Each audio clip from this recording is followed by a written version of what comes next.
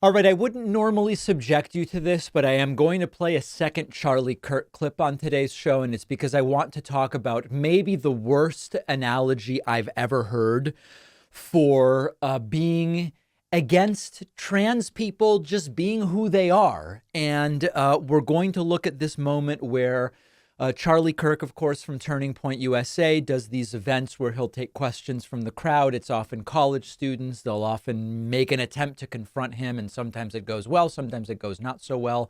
And here, the topic of acceptance of LGBTQ people, quite frankly, is what is brought up. Charlie Kirk makes an analogy that talking about your gender identity is the same as saying, oh, I'm 20 years old. Well, I identify as a 40-year-old. Many of you probably already realize this is a very dumb analogy, but let's listen to it and then we'll talk about it. I was told to keep it short, so I will. So you touched on LGBTQ rights a lot. You've talked about, trans bathrooms, you getting banned from Twitter, very, awful. But I'm wondering if I can get a straight answer, yes or no. Do you think the acceptance of queer people in society is a good thing? Well, define acceptance and define queer, because when I grew up, that was like a slander. So I don't know, that's like a thing now. Queer being lesbian, gay, bisexual, transgender, and what was the other word you asked What do you me to mean find? acceptance? What do you mean? Acceptance being that, society, accepts that, doesn't try to change that, doesn't try to say that it's not a social, like it's not a good thing for you to be gay, it's not a good thing for you to be trans, and in our institutions also just offering them resources to just come to terms with their sexuality, not feel bad about it. Basically, by acceptance, I generally mean society shouldn't make people feel bad about who they are. So, do you All right, agree here's with the that? critical No, part. no. I mean, we should feel bad about all sorts of things. So, I mean, yeah, happy to get the mic back up. But I mean, I'll just ask you a very simple question, and this will tell, what is a woman? A woman is someone who identifies as a woman. Got it. So, so do you think a definition of someone able to become pregnant would be a woman? I'm sorry, can you repeat the question? So if someone can become pregnant, would that person be defined as a woman? Depends on if they identify as a woman. Right. So, okay, we're now getting to the root of the issue. So do you believe that truth is objective or subjective? Do you believe in absolute truth? Sure. Okay, so if you believe in absolute truth, shouldn't we have absolute terms of what a infant-bearing or infant-birthing person is, otherwise known as a woman? No. Okay, so let me ask you this a different way, I suppose. So if anyone can identify at anything at any time, correct? Anyone can identify As a woman or a man, you can just choose at any time, right? gender. Well, Sure. gender identity isn't switching genders all the time. It just depends.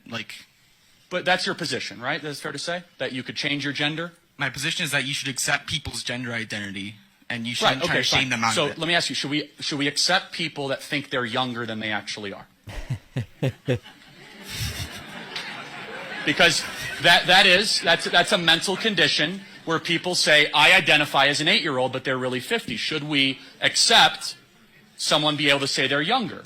No, but I think that's a very false equivalence. Why is it a false equivalence? Because there's scientific research supporting that gender identity is something that is, there's scientific research that supports people and says that if you identify as a certain gender, then that is, your gender. There's a paper on Scientific American that I found very interesting that said, it's... All right, so this kid is not the most prepared, but he's actually onto the right thing here. Charlie Kirk mentions, what about a mental condition where you identify as a different age than you are? Well, there is no such accepted condition, right? We have this thing called gender dysphoria. Now, I'm going to put out a couple disclaimers here because I'm going to defend this kid and tell you why all the things Charlie Kirk is saying don't make any sense. I'm the first to tell you, I don't think I fully understand every aspect of gender dysphoria and what trans folks go through or whatever. I'm open to the possibility that for some folks who identify as trans, it is becoming a catch-all for some other unresolved strife. Like, for example, I know of people who something was not right in their life, and what they focused on was its diet. And they went through, I eat only fruits and nuts, to I eat only meat and eggs, to and the problem was never actually that. It was unresolved stuff from childhood, etc. If you want to come to me and say, David, some of these people who say they're trans, it's actually just the expression of other I'm open to that being a possibility, but that's not actually what we're debating here, okay? The analogy to age. I'm 50, but I identify as 20. Age is a measure, and remember, Charlie wants to talk about what's objectively true. Age is a measure of the time someone has lived. It's tied to biological processes. It's tied to chronological facts. You can't alter them. It is universally measurable, at least in this universe, as far as we understand, and there's no personal interpretation. You can argue it's like biological sex. And remember, trans folks don't deny that. Trans women know that they are trans women, okay?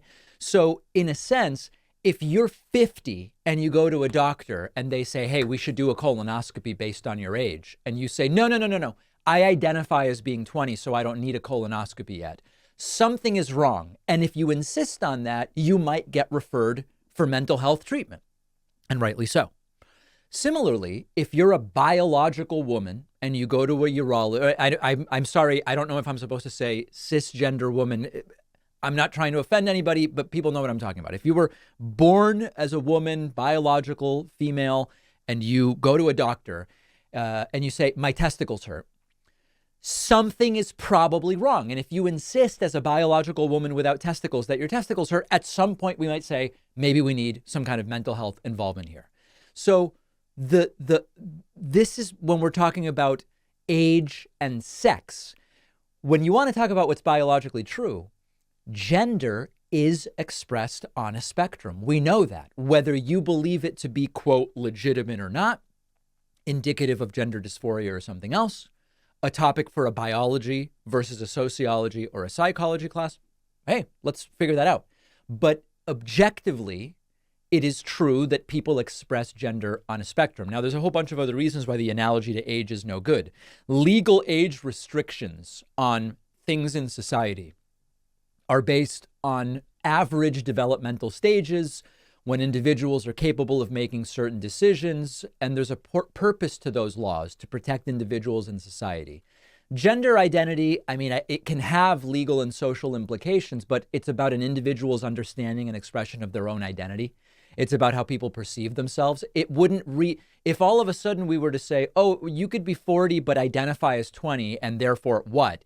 It requires reevaluating social contracts and all sorts of other things. And of course, there's no scientific basis for it, where we do have at least some scientific basis for individuals who have a gender identity that doesn't match their biological genitalia. So this is such a terrible analogy, but the crowd full of Charlie Kirkites cheer and laugh and clap that he's making some great point. It's not a great point. The analogy is terrible. And if anything, we would say age is like biological sex and gender is a different thing altogether.